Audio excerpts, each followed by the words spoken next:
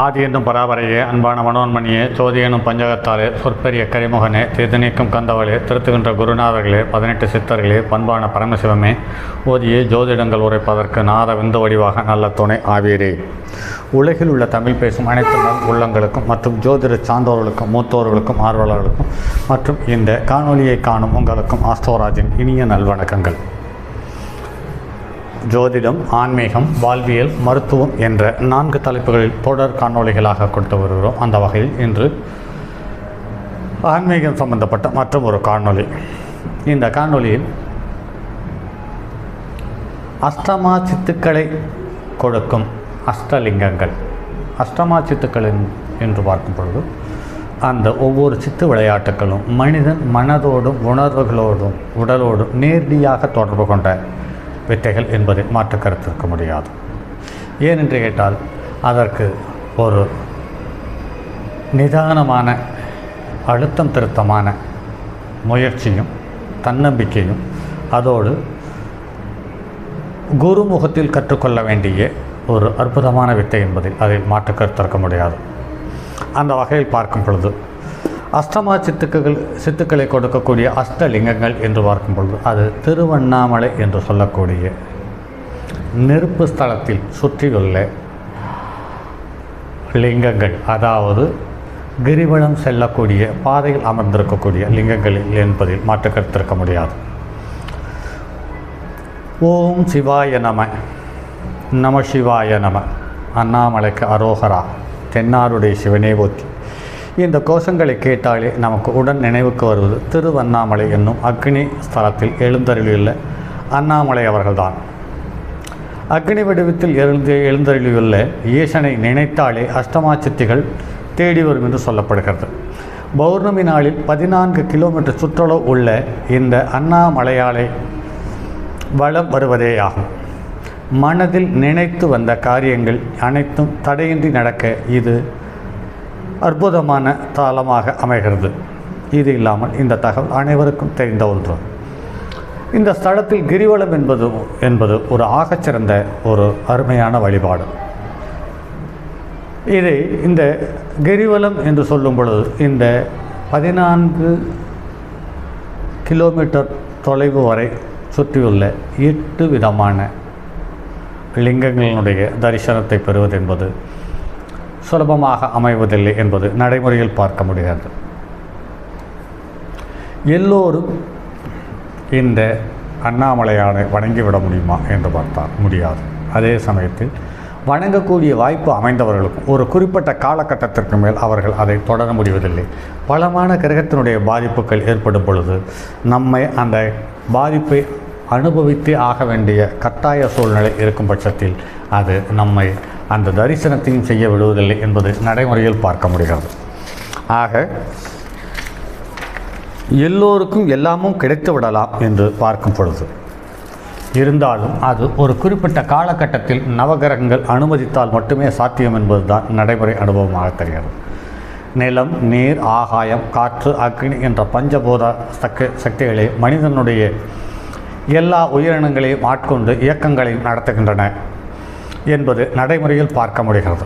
இந்த பஞ்சபூத சக்திகளையும் ஒரே சக்தியாக கொண்டவர் தான் ஈஸ்வரர். இவருக்கு தென்னகத்தில் மட்டுமின்றி தனித்தனி கோவில்கள் இருக்கின்றன என்பது நடைமுறையில் பார்க்க முடிகிறது. அடுத்து நிலத்துக்கு திருவாரூரிலும்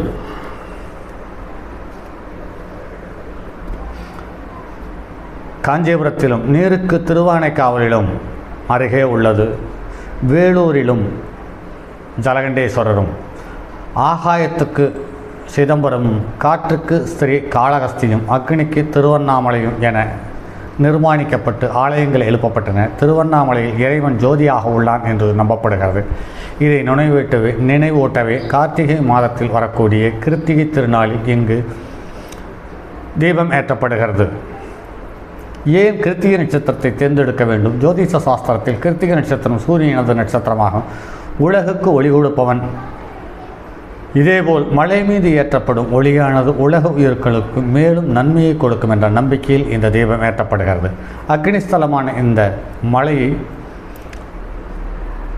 காவல் காக்கும் பொறுப்பு அஷ்டதிக்கு பாலகர்களுக்கு கொடுக்கப்பட்டுள்ளது. அஷ்டதிக்கு பாலகர்களும் தங்களுக்கு கொடுக்கப்பட்ட பொறுப்பினை காக்க வேண்டி மலையை சுற்றிலும் குடிகள் அமைத்து கொண்டு லிங்க பிரதிஷ்டை செய்து இறைவனை வணங்கி வந்தனர். அவ்வாறு அவர்களால் சிருஷ்டிக்கப்பட்ட லிங்கங்களே அவர்களது பெயராலேயே அழைக்கப்படுகிறது.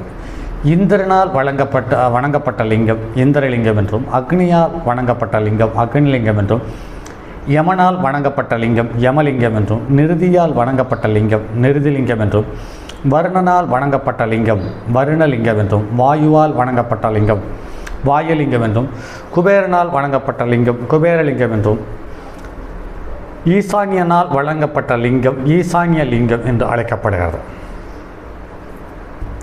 இனி அஷ்டலிங்கங்களும் அமைந்திருக்கும் ஸ்தலங்கள் சார்ந்த தகவலை பார்ப்போம்.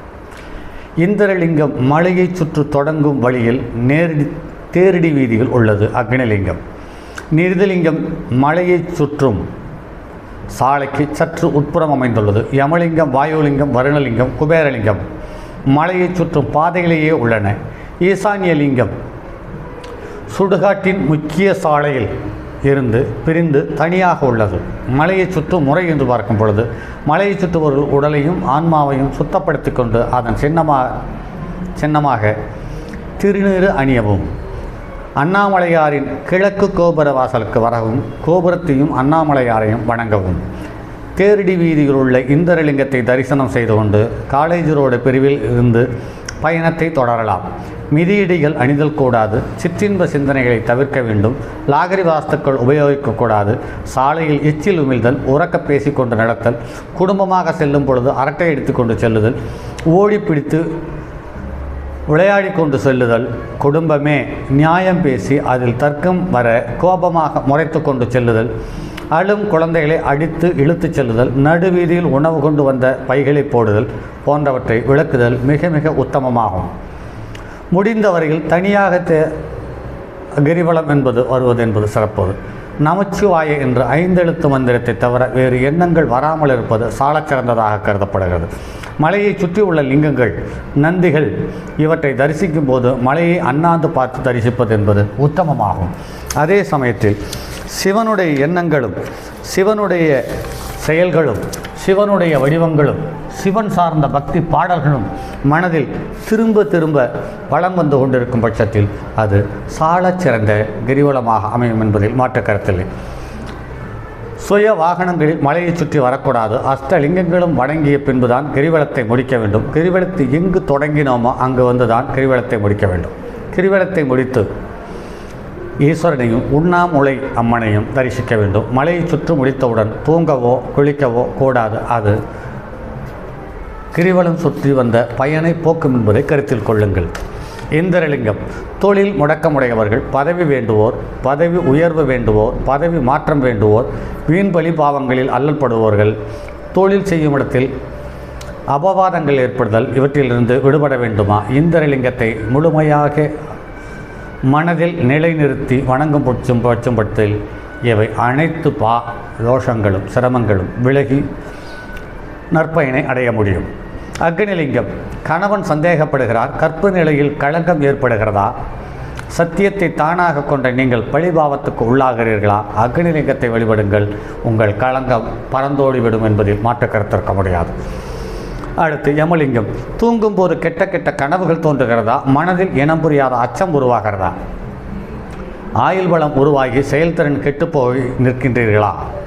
பயம் வேண்டாம், யமலிங்கத்தை வழிபடுங்கள், ஆயுள் பயம் விலகி நன்மை உண்டாகும். நிருதிலிங்கம் குழந்தை பாக்கியம் இல்லையா, பிறந்த குழந்தை அடிக்கடி நோய் ஏற்படுகிறதா, குழந்தை பாலாரிஷ்ட தோஷத்தினால் பாதிக்கப்பட்டுள்ளதா, குழந்தைகள் நலன் வேண்டி நிருதிலிங்கத்தை நாடுங்கள், குறைவின்றி திரும்புவீர்கள்.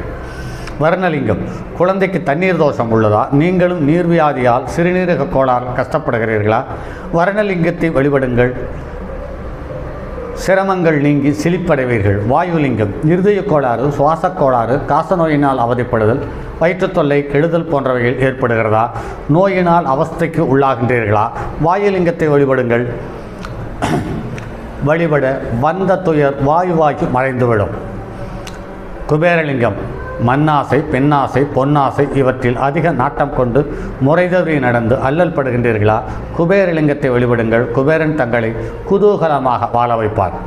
ஈசானிய லிங்கம் வீட்டிலும் சரி வெளியிலும் சரி எங்கும் நிம்மதியற்ற வாழ்வினை சந்திக்கிறீர்களா? இந்த வேதனையை 7.5 வருடமும் அனுபவிக்க வேண்டுமா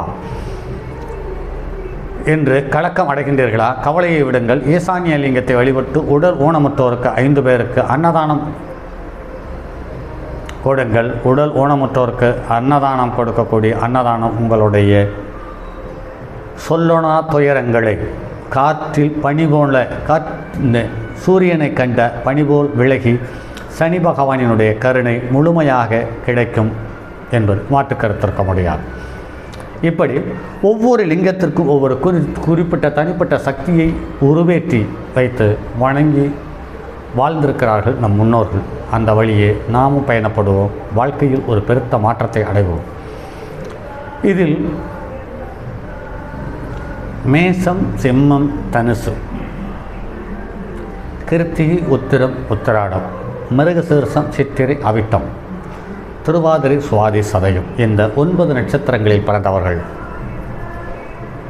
இதோடு கூடிய அசுபதி, மகம், மூலம் ஆக 12 நட்சத்திரத்தில் இருப்பவர்கள் எந்த தோஷத்தில் சிரமப்பட்டாலும் அல்லது கஷ்டப்பட்டாலும் அல்லது வேதனைப்பட்டாலும் உங்களுடைய கஷ்டங்களை குறைத்து உங்களை தரமான வாழ்க்கை வாழ அழைக்கிறார் அண்ணாமலையார் என்பதை கருத்தில் கொள்ளுங்கள். சரி, மற்றும் அடுத்ததொரு பதிவில் சந்திப்போம். அதுவரை உங்களிடமிருந்து விடைபெறுவது உங்கள் அன்பு நண்பன் எம் ராஜரத்தினம்.